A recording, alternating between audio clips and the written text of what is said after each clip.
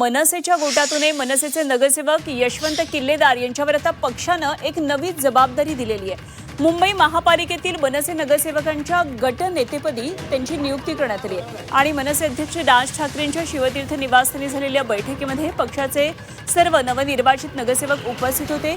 मनसेचे नेते बाळा नांदगावकर, अविनाश अभ्यंकर, नितीन सरदेसाई यावेळी बैठकीला उपस्थित होते आणि यावेळी गटनेतेपदी सर्वानुमते निवड झाल्याची माहिती किल्लेदारांनी दिली। आत्ताच आमच्या पक्षाची एक बैठक झाली। त्या बैठकीत माननीय राज ठाकरे साहेबांच्या आदेशानुसार पक्षाचे नेते नांदगावकर साहेब, सरदेसाई साहेब, अभ्यंकर साहेब आणि शिरीष सावंत साहेब आणि आम्ही नवनिर्वाचित 6 नगरसेवक अशी आमची 10 जणांची बैठक झाली।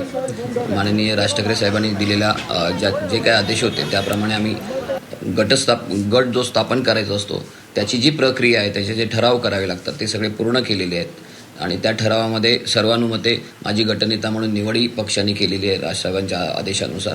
आता उद्या त्याचं एकंदर जी काही सगळी नोंदणी करायची असते कोकण भवनला जाऊन, ती प्रक्रिया आम्ही उद्या पार पाडू।